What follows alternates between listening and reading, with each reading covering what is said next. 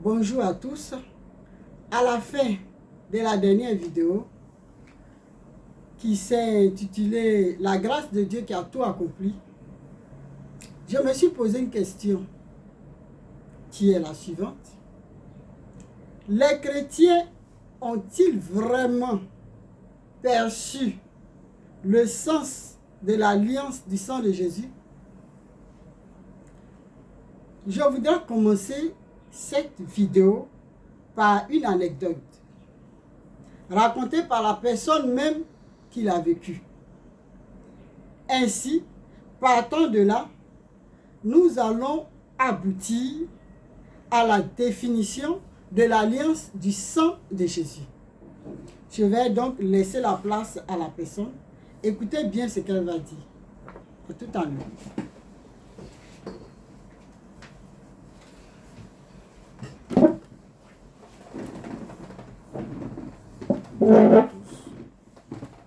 Bonjour à tous, j'espère que vous allez bien.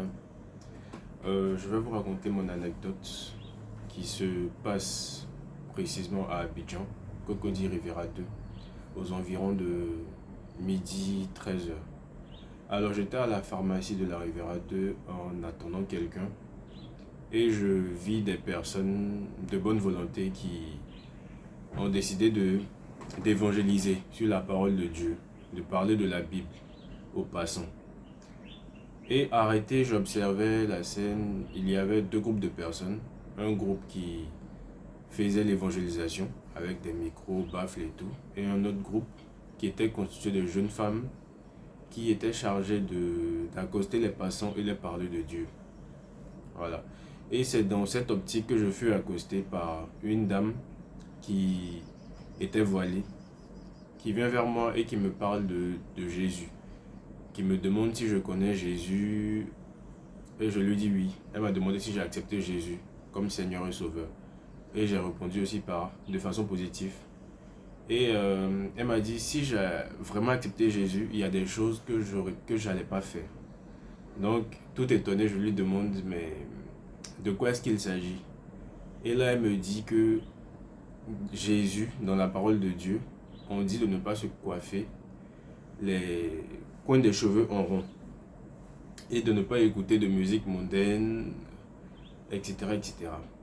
Donc, à la suite de tout ce qu'elle disait, elle m'a dit d'être sincère envers Dieu, de le suivre de façon sincère, de laisser tout ce que je fais tomber, de changer de style de coiffure, etc. etc. Donc, après l'avoir écouté, je l'ai gentiment remercié pour tout ce qu'elle m'a dit. Et je lui ai demandé si je pouvais lui poser une question. Elle répond tout naturellement oui. Donc ma question c'était la suivante. C'était de savoir est-ce qu'elle a déjà eu à plaisanter avec des personnes, des amis ou ses enfants. Chose qu'elle me répond de façon positive. Je lui ai demandé est-ce qu'elle a eu une fois à fêter des anniversaires, les fêtes de réjouissance, les fêtes de fin d'année, les fêtes des fêtes des mères et tout. Et elle me répond encore une fois oui. Je lui ai demandé si il lui est arrivé une fois de se fâcher. Est-ce que quand une personne la gifle, elle tourne l'autre joue? Elle était étonnée de la question et elle s'est mise à rire en fait. Donc à la suite de ça, elle appelle une de ses collègues, voilà, qui vient auprès de moi et elle dit à sa collègue là, dans ces termes, que je me joue les intelligents. Donc je lui ai dit c'est pas une question d'intelligence mais c'est juste une question de loi, de parole de Dieu. Parce que si elle vient vers moi et qu'elle m'interpelle sur ma coiffure et qu'elle m'interpelle sur peut-être la musique que j'écoute, alors je vais aussi lui demander mais est-ce que c'est vrai que peut-être je suis en déphasage avec ce qui est écrit dans la Bible, avec les interdits, mais est-ce qu'elle aussi n'est-elle pas en déphasage avec certains interdits dans la Bible? Là aussi était ma question, à laquelle elle n'a pas pu vraiment répondre, mais elle m'a juste demandé de l'écouter. Donc, je lui ai aussi dit que moi, pour ma part, ce qu'il fallait faire, c'était de pouvoir privilégier son intimité avec Dieu. Et c'est avec ce même Dieu-là que tu pourras être à même de pouvoir faire ce qui est bien à ses yeux, pas de te contrôler de toi-même. Parce qu'on ne peut pas lutter contre sa chair, on ne peut pas lutter contre les désirs de la chair. Vu que nous sommes des hommes, et dans la Bible, il est mis que les hommes sont des pécheurs. Vous voyez? Donc du coup, on ne peut pas faire des choses de nous-mêmes. On ne peut pas décider de ne pas se fâcher. C'est pas possible. On ne peut pas décider de ne pas plaisanter. Ce qui n'est pas possible aussi. Mais pourtant, il y a des choses subtiles qu'on fait et qui sont parmi les interdits dans la parole de Dieu. Donc, ici s'achève mon récit. Mais je voudrais aussi vous exhorter à privilégier votre vie d'intimité avec Dieu et de ne pas forcément vous baser sur ce qui est dit dehors pour en faire une généralité. Je vous en remercie.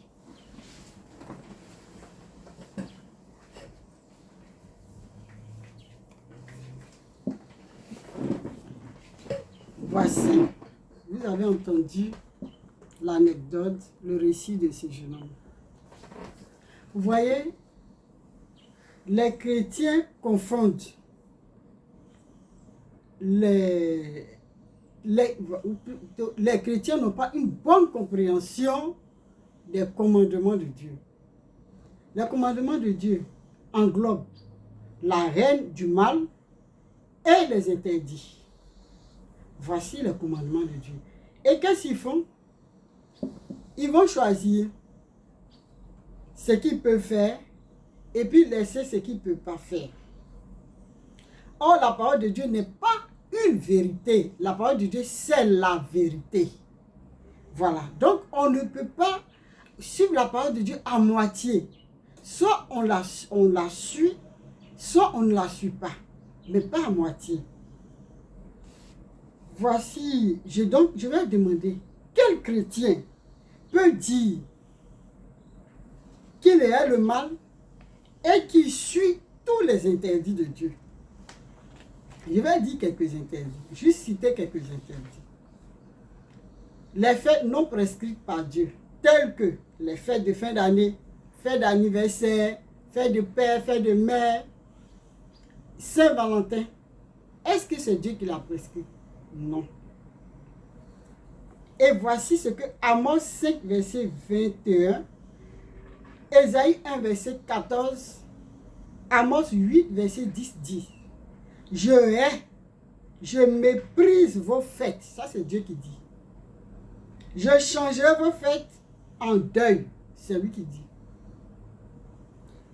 On va encore aux plaisanteries. Ça plaisante par-ci, par-là. Même les conducteurs, c'est-à-dire les bergers de l'église, plaisantent en faisant les cultes. Et ça se voit partout. Et ils ne vont jamais vous dire de ne pas plaisanter. Et pourtant, voici ce que Éphésiens 5, verset 4 dit. Qu'on n'entend ni parole déshonnête, ni propos insensés, ni plaisanterie. Vous voyez, ce sont les interdits de Dieu. On va aller à l'appellation du mot père.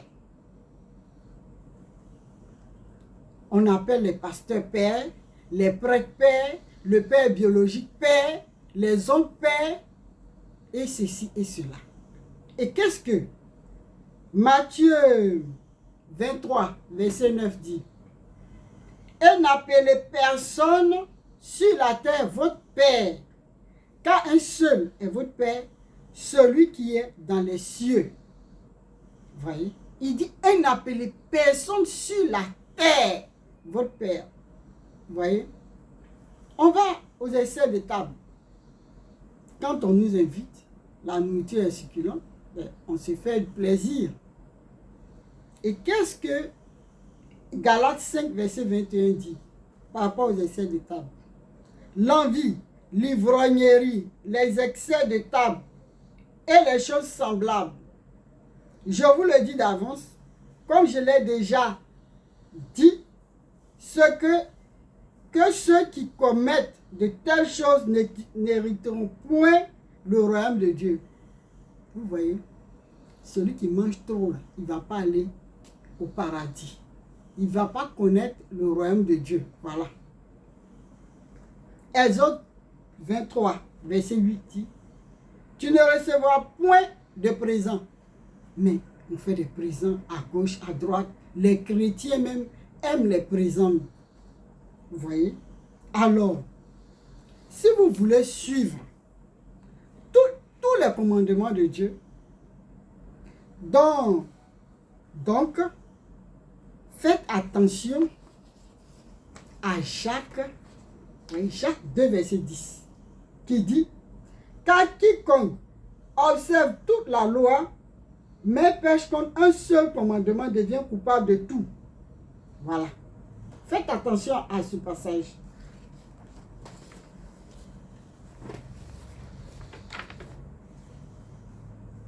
Que signifie donc observer toute la loi? Qu'est-ce que ça signifie? C'est vivre en marchant selon les commandements de Dieu, comme les femmes qui ont accosté ce jeune homme-là l'ont fait. Elles observent la loi de Dieu. Malheureusement pour elles, elles ne connaissent pas toute la loi de Dieu. Mais en faisant cela, qu'est-ce qu'on fait en réalité? En faisant cela, on suit Marc 3, verset 35 qui dit, car quiconque fait la volonté de Dieu, celui-là est mon frère, ma soeur, ma mère. Donc, en marchant selon le commandement de Dieu, c'est une bonne chose, en principe. Et donc, en marchant selon le commandement de Dieu, on rentre dans la famille de Jésus. Et si on rentre dans la famille de Jésus, il y a une notion donc d'appartenance, une notion de lien de sang. Voilà.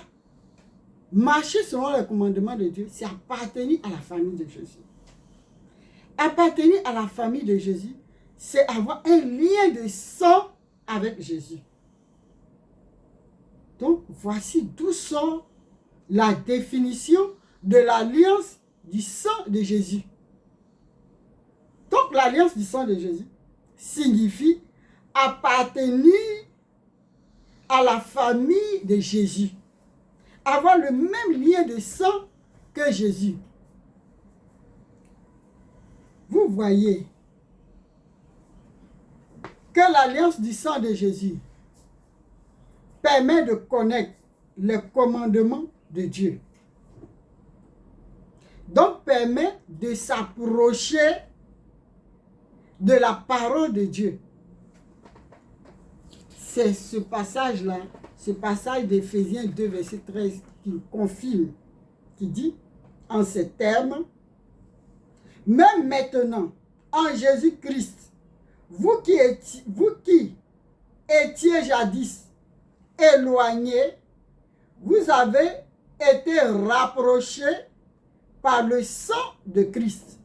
Donc, vous voyez que le commandement de Dieu ou appartenir à la famille de Jésus permet de se rapprocher de Dieu, permet de connaître les lois et les commandements de Dieu.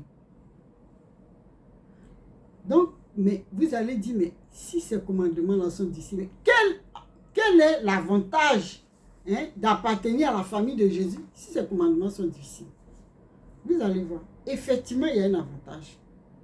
Lorsque vous appartenez à la famille de Jésus, quand vous suivez textuellement les lois de Dieu, et que vous appartenez à la famille de Jésus, si jamais vous sortez des commandements de Dieu, c'est-à-dire vous faites un péché,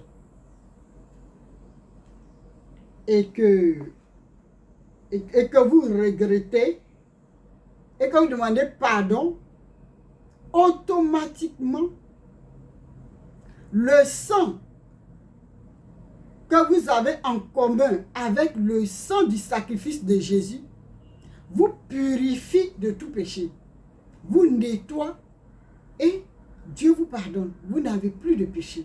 Voici l'avantage d'avoir en commun un lien ou d'avoir un lien de sang avec Jésus. Voici l'avantage d'avoir l'alliance du sang de Jésus. Ce n'est pas avoir l'alliance du sang de Jésus, c'est pas évoquer le sang de Jésus sur soi, Jamais dans la Bible, on a donné cette définition. On n'a jamais dit que quelqu'un a invoqué le sang de Jésus. Et c'est ce que les gens font. C'est ce que les gens font. Ils invoquent le sang de Jésus. Et Dieu sait que vous ne savez pas. Et donc, là, vous devez savoir que avoir l'alliance du sang de Jésus, c'est marcher selon les commandements de Dieu, faire la volonté de Dieu, avoir un lien de sang avec Jésus. Et il y a un avantage, c'est que grâce à ce lien de sang, vous regrettez, quand vous péchez, vous regrettez vos péchés, vous demandez pardon et vous êtes pardonné. Permettez-moi de donner une image pour mieux expliquer cela. Je prends comme image un roi. Le roi représente Dieu. Et le palais du roi, c'est-à-dire dans son palais, il y a ses enfants. Et les enfants de ce roi-là représentent les chrétiens. Donc, le roi dit à ses enfants, voici mes commandements dans ce palais. Tous mes enfants doivent s'habiller en bleu. Toujours du bleu. Là, si je vois quelqu'un qui est en bleu, je sais que c'est mon enfant. Et s'il fait quelque chose de mal, en ce moment, je vais lui pardonner. À cause du fait que ce soit mon sang. Voici. Et donc, les enfants du roi s'habillent tous en bleu. Un jour, il y a un qui se trompe et il porte une autre couleur. Quand il se rend compte, il fait quoi? Il demande pardon. Il regrette d'abord, c'est ça, la repentance. Il regrette et il demande pardon. Et quand il demande pardon, le roi regarde. Et quand il demande pardon, il va reporter son habit bleu. Voilà, il va se rhabiller en bleu. Et quand donc le roi voit cela, le roi lui pardonne. Et puis, il est considéré toujours comme l'un des enfants du roi. Maintenant, il y a un autre qui s'élève. Lui, il dit, ben, il est fatigué de porter du bleu et tout ça, de respecter le commandement de son père. Donc, il porte autre couleur. Il dit, mais depuis là, je porte, je vois rien. Donc, il porte d'autres couleurs. Il ne respecte pas le commandement du roi. Et donc, à force de le voir dans une autre couleur, le roi le regarde. Le roi dit, mais celui-là, il ne fait pas partie de mes enfants. S'il a un problème, le roi ne va pas l'aider. Il ne va pas être secouru. Il ne va, parce que le roi ne va pas lui pardonner sa faute en tant qu'enfant du roi. Donc, vous voyez, c'est la même chose. Quand vous désobéissez à Dieu de manière continuelle, vous-même, vous brisez le lien de sang avec Jésus. Quand vous désobéissez à Dieu de manière continuelle et que vous ne regrettez pas, vous ne demandez pas pardon, vous brisez le lien de sang avec Dieu. C'est là, ça tombe donc dans les... J'arrive ici dans les inconvénients ou l'inconvénient de l'alliance du sang de Jésus. Voici l'inconvénient. C'est lorsque on désobéit à Dieu, on fait un péché qu'on ne se repent pas, on ne regrette pas, on ne demande pas pardon. En ce moment-là, le lien de sang est brisé. On n'est pas protégé. Donc, c'est ce que Luc 24, verset 47 dit. Et la repentance et le pardon des péchés seront prêchés. Vous voyez? Donc, nous avons donc vu l'inconvénient de l'alliance du sang de Jésus. Nous comprenons donc que l'alliance du sang de Jésus est une alliance conditionnelle. C'est une alliance conditionnelle. Et donc, si vous ne demandez pas pardon et que votre péché subsiste toujours, que dit la parole de Dieu? Que le salaire du péché, c'est la mort. Vous voyez? Donc, vous êtes donc en proie à la mort. Vous êtes livré à la mort. Donc, pour connaître aussi, pour demander pardon pour les péchés, il faut connaître la loi de Dieu. Maintenant, que vous savez ce que c'est que l'alliance du sang de Jésus et ce que l'alliance du sang de Jésus exige de connaître la loi de Dieu, de ne pas rater une seule loi. Parce que Jacques 2, verset 10, dit de faire attention. Si vous suivez toute la loi, que vous laissez une seule loi, vous êtes coupable de tout. Donc maintenant, quand vous connaissez ce que c'est que l'alliance du sang de Jésus, je vous pose une question. Quand est-ce que vous, chrétiens, quand est-ce que vous avez regretté et vous avez demandé pardon d'avoir plaisanté, d'avoir participé aux fêtes de fin d'année, d'avoir participé aux fêtes d'anniversaire, d'avoir mangé en excès, d'avoir appelé quelqu'un papa, père, d'avoir reçu un présent. Quand les opérateurs mobiles, téléphoniques vous donnent des bonus que vous prenez, c'est des présents. Quand est-ce que vous avez demandé pardon pour ça? Soyez honnête envers vous-même. Soyez honnête envers vous-même. Aucun chrétien n'est sous l'alliance du sang de Jésus. Vous n'êtes pas protégé par l'alliance du sang de Jésus. C'est ce qui explique les malédictions dans le rang des chrétiens. C'est pourquoi, quand Dieu veut faire un travail particulier avec un chrétien, qu'est-ce qu'il fait? Il tisse une alliance privée avec cette personne. Et certains doivent le savoir. Ceux qui ont l'alliance privée là, le savent. Il tisse une alliance privée par rapport au travail qu'il veut faire avec cette personne-là. Il tisse une alliance privée pour que la personne, si elle respecte cette alliance-là, elle est protégée. Ça a été le cas de Samson. Samson, dans le livre des Juges, tant que le rasoir ne passait pas sur la tête de Samson, il était protégé. Mais quand il a permis que le rasoir passe sa tête, Dieu s'est éloigné de lui. Samson n'était plus protégé. Voici l'alliance privée. Donc, pour dire que les chrétiens, ils ne sont plus sur l'alliance du sang de Jésus. C'est pour ça que pour travailler avec eux, quand Dieu veut faire un travail particulier, il fait une alliance privée avec certains d'entre eux. Maintenant que vous savez ce que signifie l'alliance du sang de Jésus, maintenant que vous savez que vous n'êtes point sous l'alliance du sang de Jésus, et maintenant que vous savez aussi que le monde entier est prêt à rentrer dans un temps de jugement, parce que Dieu ne vous l'a pas caché. Dieu n'a pas caché à certains chrétiens, en tout cas ceux qui sont en communion permanente avec lui. Dieu ne l'a pas caché aux chrétiens. Ils savent qu'il y a quelque chose qui arrive, mais ils ne savent pas ce que c'est.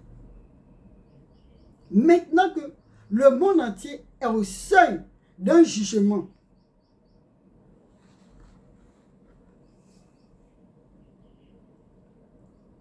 dites-moi, que devez-vous faire, chers chrétiens, face à ce jugement dans lequel vous êtes? Nous sommes prêts à entrer. Que devez-vous faire? Avant toute chose, comprenez cette expression.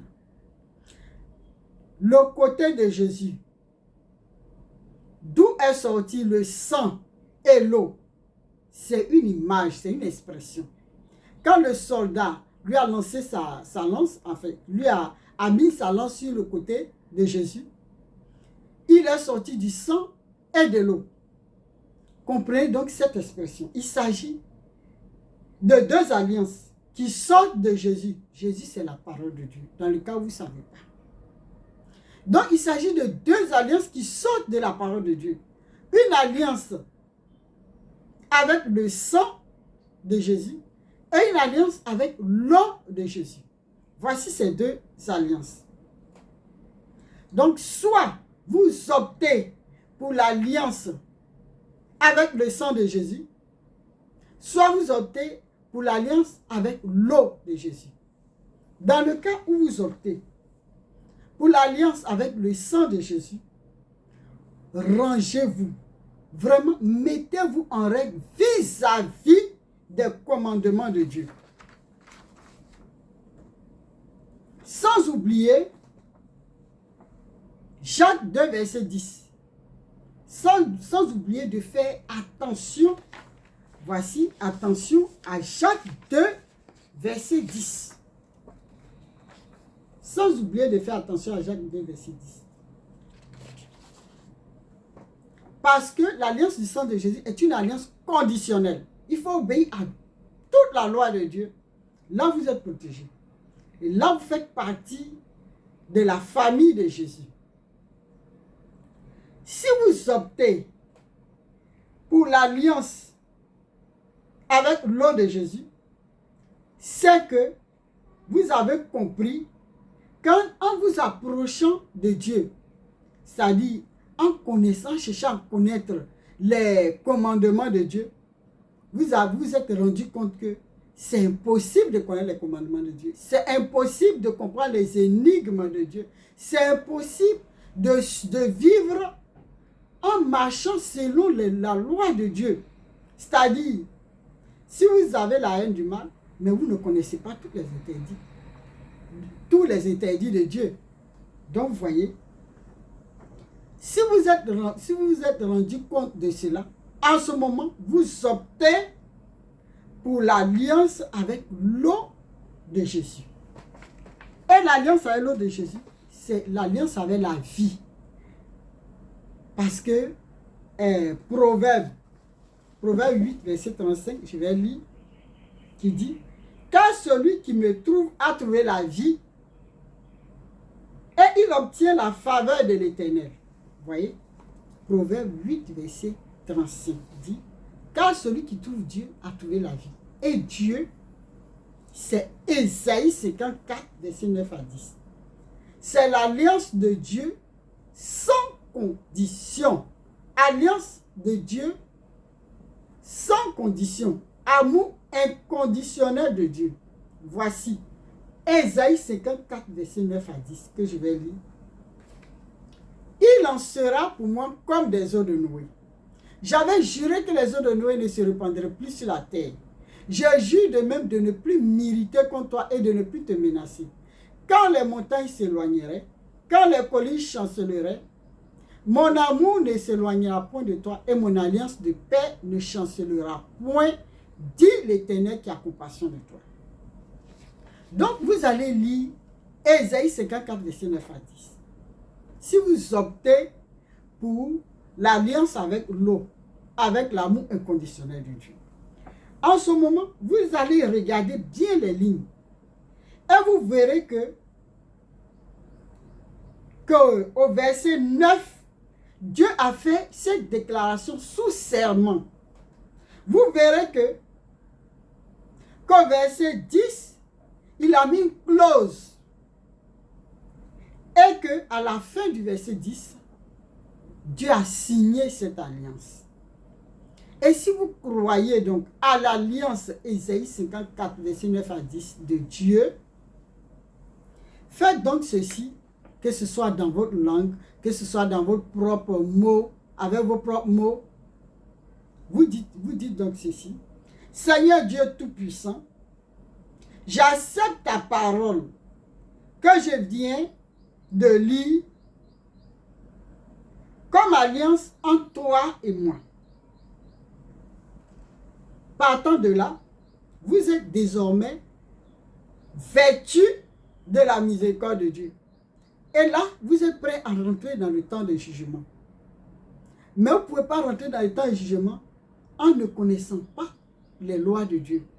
Parce que c'est avec l'épée qui est la parole de Dieu que l'homme va être jugé.